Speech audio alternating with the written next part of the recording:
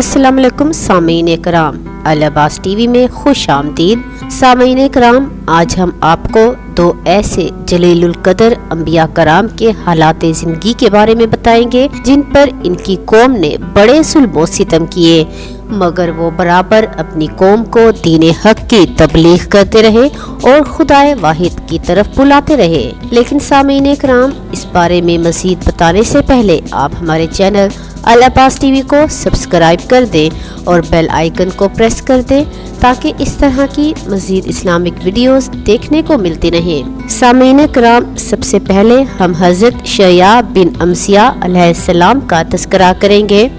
इनके मुतल्लिक मोहम्मद बिन इसहाक रहमतुल्लाह अलैह फरमाते हैं कि इनका ज़माना हज़रत ज़करिया और ईसा अलैहिस्सलाम से पहले का है और ये इन अंबिया में से हैं जिन्होंने हज़रत मोहम्मद सल्लल्लाहु अलैहि वसल्लम और हज़रत ईसा अलैहिस्सलाम के नबी होने और तशरीफ़ आवरी की खबर दी थी।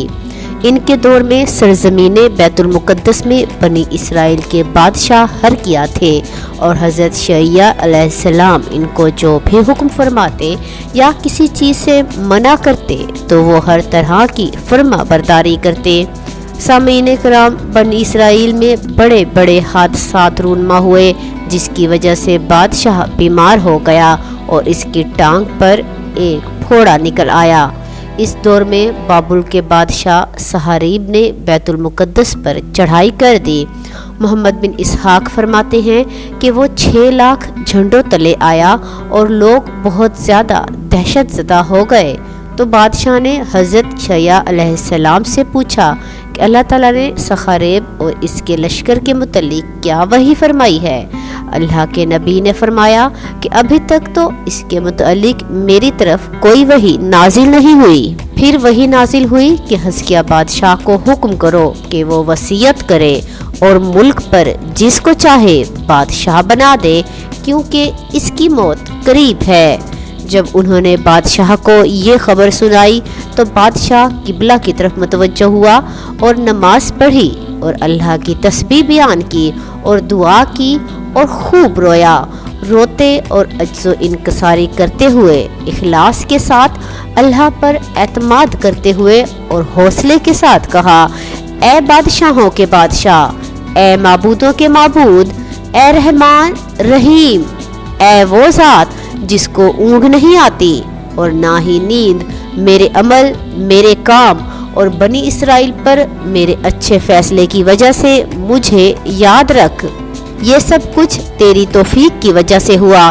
तू मुझे मेरी ज़ात से ज़्यादा जानता है। मेरा ज़ाहिर और मेरा बातिन तेरे सामने है। रावी बयान करते हैं कि अल्लाह ताला ने इसकी दुआ कबूल की और इस पर रहम किया और हज़रत शैया अलैहिस्सलाम की तरफ वही फरमाई कि इसे खुशखबरी सुना दे कि अल्लाह ने तेरे रोने की वजह से तुझ पर रहम किया और तेरी ज़िंदगी में 15 साल का इजाफा कर दिया है और मौत मुअख्खर कर दी है और तुझे तेरे दुश्मन सखारीब से निजात दे दी है। जब हज़रत शैया अलैहिस्सलाम ने बादशाह को ये खबर सुनाई तो इसकी परेशानी और गम जाता रहा और वो अल्लाह के लिए सजदे में गिर गया और इसने अपने सजदे में कहा, ए अल्लाह, तू जिसको चाहता है बादशाहत दे देता है और जिससे चाहता है बादशाहत छीन लेता है और जिसको चाहता है इज्जत देता है और जिसको चाहता है जलील और रुसवा करता है। तू गायब और हाजिर को जानता है। तू ही अव्वल व आखिर है। तू रहम करता है और मजबूर लोगों की दुआ कबूल करता है। जब इसने सजदे से अपना सर उठाया तो अल्लाह ताला ने हज़रत शैया अलैहिस्सलाम की तरफ वही फरमाई कि इसको हुक्म दे कि वो इंजीर का पानी लेकर अपने फोड़े पर डाले तो वो तंदुरुस्त और शिफायाब हो जाएगा। बादशाह ने ये अमल किया और वो ठीक हो गया। दूसरी तरफ अल्लाह ने सखारेब के लश्करों पर मौत भेज दी और वो सब के सब हलाक हो गए। इनमें से सिर्फ बादशाह सखारेब और इसके 5-6 साथी बच गए। इनमें एक बख्त नसर भी था। बनी इसराइल के बादशाह ने आदमी भेजे तो वो इनको लेकर बादशाह के पास हाजिर हो गया। इसने इनको बेड़ियां पहना दी اور ان کو سزا دینے اور ذلیل و رسوا کرنے کے لیے 17 دن تک شہروں میں چکر دلاتا رہا۔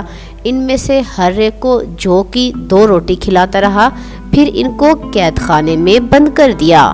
پھر اللہ تعالیٰ نے اپنے نبی شعیب علیہ السلام کی طرف وحی بھیجی کہ بادشاہ کو کہو وہ ان کو ان کے ملک و علاقے میں بھیج دے تاکہ وہ قوم کو اللہ کے عذاب سے ڈرائیں۔ جب وہ لوگ واپس ہو گئے تو سنخریب نے اپنی قوم کو اکٹھا کیا اور اپنے ساتھ پیش آنے والے حالات سے ان کو خبردار کیا۔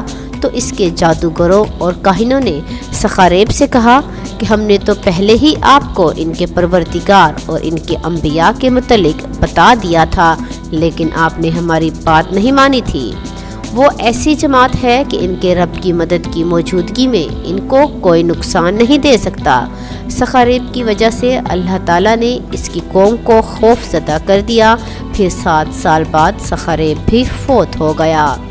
ابن اسحاق نے کہا ہے کہ جب بنی اسرائیل کے بادشاہ حزقیہ فوت ہو گئے تو ان کا معاملہ بگڑ گیا، شر اور فساد پھیل گیا۔ تو اللہ تعالیٰ نے شعیب علیہ السلام کی طرف وحی فرمائی۔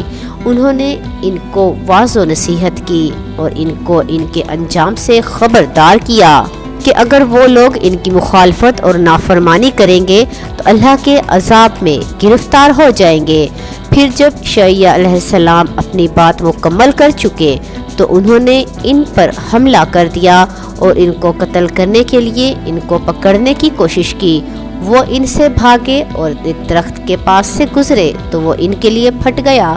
آپ اس میں داخل ہو گئے، لیکن شیطان نے ان کے کپڑے کا ایک کونا پکڑ کر ظاہر کر دیا۔ جب ان لوگوں نے آپ کو دیکھا تو انہوں نے آرا لا کر درخت پر رکھ دیا اور درخت کو آپ سمیت چیر دیا۔ سامعین کرام، یہ تو تھے اللہ کے برگزیدہ نبی حضرت شعیب علیہ السلام کے حالات و واقعات۔ اب ہم اللہ تعالیٰ کے ایک اور پیغمبر حضرت الیسی علیہ السلام کے بارے میں تذکرہ کریں گے۔ سامعین کرام، سورۃ الانعام میں اللہ تعالیٰ نے دیگر انبیاء کے ساتھ ان کا ذکر فرمایا ہے۔ سورۃ الانعام کی آیت 86 میں اللہ تعالیٰ فرماتے ہیں، اور ہم نے اسماعیل اور الیسی اور یونس اور لوط علیہ السلام کو ہدایت دی اور ان کو ہم نے سب جہانوں پر فضیلت دی۔ اور قرآن پاک کی سورۃ صاد کی آیت 47 میں اللہ تعالیٰ یوں فرماتے ہیں، اور اسماعیل اور الیسی اور ذوالکفل کو یاد کرو، اور وہ سب بہترین لوگوں میں سے تھے۔ سامعین کرام، محمد بن اسحاق نے الحسن سے نقل کیا ہے کہ حضرت الیاس علیہ السلام کے بعد حضرت الیسی علیہ السلام بنی اسرائیل میں نبی مبعوث ہوئے تھے، اور وہ حضرت الیاس علیہ السلام کی شریعت کو تھامے ہوئے لوگوں کو اللہ کی طرف بلاتے رہے، حتیٰ کہ اللہ تعالیٰ نے ان کو فوت کر دیا۔ ان کے بعد پھر ایک کے بعد دیگرے خلیفہ آتے رہے اور ان میں بدعتیں بھی عام ہو گئیں اور اللہ تعالیٰ کی نافرمانی بھی زیادہ ہو گئی۔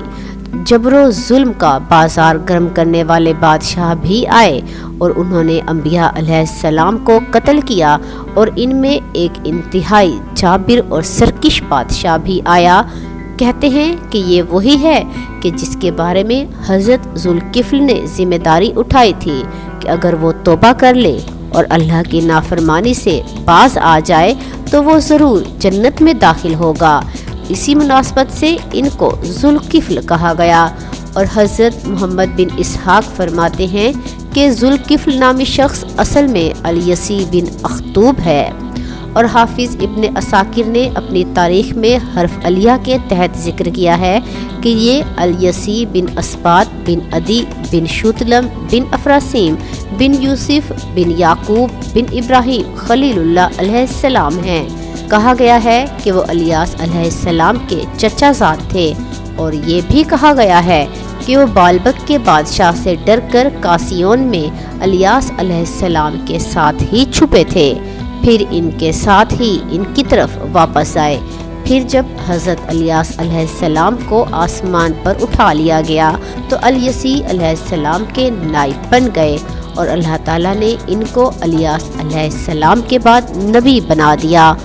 سامعین کرام، ابن جریر اور دیگر مورخین نے کہا ہے کہ حضرت علیہ علیہ السلام کے بعد بنی اسرائیل کا معاملہ بگڑ گیا تھا اور ان میں نافرمانی پھر عام ہو گئی اور انہوں نے بہت سے انبیاء علیہ السلام کو قتل کیا تھا، تو اللہ تعالیٰ نے انبیاء کی جگہ جابر و ظالم بادشاہوں کو ان پر مسلط کیا۔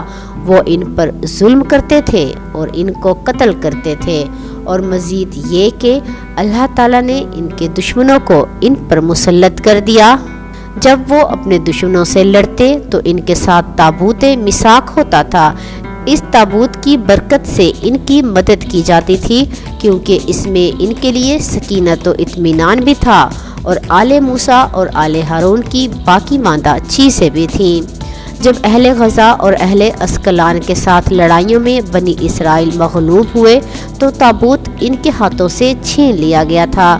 جب بنی اسرائیل کے بادشاہ کو علم ہوا تو اس کی گردن جھک گئی اور اسی غم میں اس کی موت واقع ہو گئی۔ اب بنی اسرائیل کا شیرازہ اس طرح بکھر گیا کہ جیسے چرواہے کے بغیر بکریوں کے ریوڑ کا ہوتا ہے، حتیٰ کہ اللہ نے ان میں ایک نبی بھیجا جس کا نام شموئیل تھا۔